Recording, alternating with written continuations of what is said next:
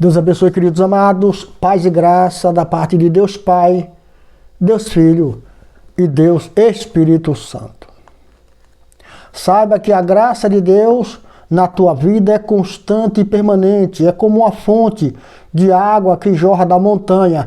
E a montanha não te pertence. Então Deus tem o olho voltado para essa fonte para nunca te faltar a unção do Santo Espírito de Deus. Unção que vai nos dar esta condição de permanecer na luta, independente dos dias árduos. Porque vem, 90% do dia do cristão são árduos, são dificuldade. O servo fiel e a fidelidade não anda no caminho da facilidade. Facilidade é uma coisa, fidelidade é outra. E na fidelidade, querido, não tem facilidade. Eu não estou aqui sendo radical, mas eu estou aqui ministrando uma palavra que é para o reino de Deus. É salvação. É o compromisso do Espírito Santo, salvar a alma perdida. Daí porque ele fala dos seus servos fiéis. Guarda essa palavra, para poder você então comparar quem prega compromisso espiritual com a tua alma e quem prega compromisso espiritual com a tua carne. Amém? Assim você vai poder discernir a verdade da inverdade. O apóstolo Paulo, aqui em 1 Coríntios 15, verso 9, diz assim: pois sou o menor dos apóstolos, e nem sequer mereço ser chamado apóstolo, porque persegui a igreja de Deus, mas pela graça de Deus sou o que sou, e sua graça para comigo não foi inútil. Glória a Deus. Antes, trabalhei mais do que todos eles. Aleluias. Contudo, não eu, mas a graça de Deus comigo. Portanto, quer tenha sido eu, quer tenha sido eles, é isso que pregamos e nisso que vocês creiam. Glória a Deus. A humildade não se destaca na fala, na pregação. Não tem humildade no falar. Não tem humildade na pregação da palavra. Por mais manso que seja o pregador, não fica caracterizada a humildade. Porque a humildade não é de aparência. A humildade fica caracterizado com a vida do que prega. Qual é o tipo de vida do pregador?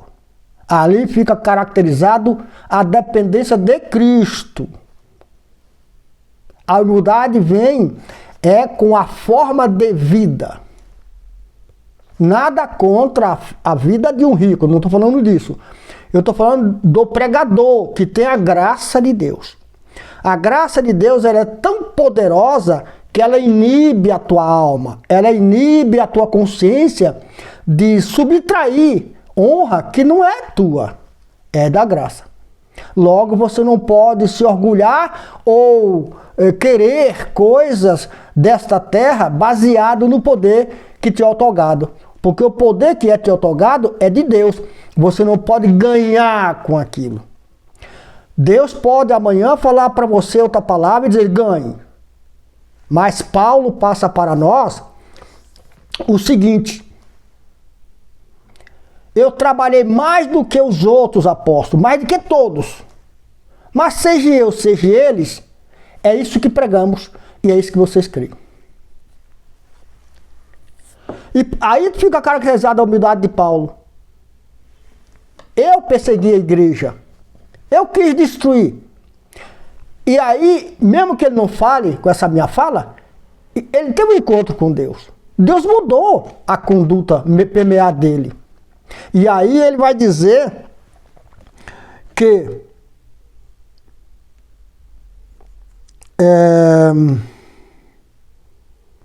é o menor dos apóstolos e nem sequer mereço. Ele reconhece que ele não merece ser chamado de apóstolo, porque perseguiu a igreja. Mas a graça de Deus sou o que sou. E sua graça para comigo não foi inútil. E aí vem sim Paulo chamando para si a briga. Olha, essa palavra aqui, eu quero segurar um pouco, não foi inútil, porque quando ele fala que não foi inútil, ele está assumindo para si responsabilidade e domínio da consciência dele. Ele está dizendo para mim o seguinte, olha, eu sou o que sou, e fui o que fui. Não foi inútil a confiança de Jesus. Não foi inútil. Passei a minha vida na necessidade e morri na necessidade humana. Fui preso, sofri necessidade que não foi suprida. Não foi inútil. E ele diz, não mereço ser chamado apóstolo, porque persegui a igreja. Mas, pela graça de Deus, sou o que sou. E sua graça para comigo não foi inútil. Ou seja, graça é salvação. Pela salvação de Deus, pela confiança que Deus depositou em mim, diz Paulo, Deus não perdeu. Não foi inútil, não. Eu fiz merecer direitos de dizer isso. Trabalhei mais do que todos. Oh, glória! Que homem pode dizer isso, irmão? Isso é consciência viva. Isso é direito otorgado a Paulo. Pode falar, Paulo. Porque você trabalhou mais do que todos. Contudo, Paulo não se coloca como acima de ninguém. Eu sou melhor. Não, ele diz que ele trabalhou mais do que todos.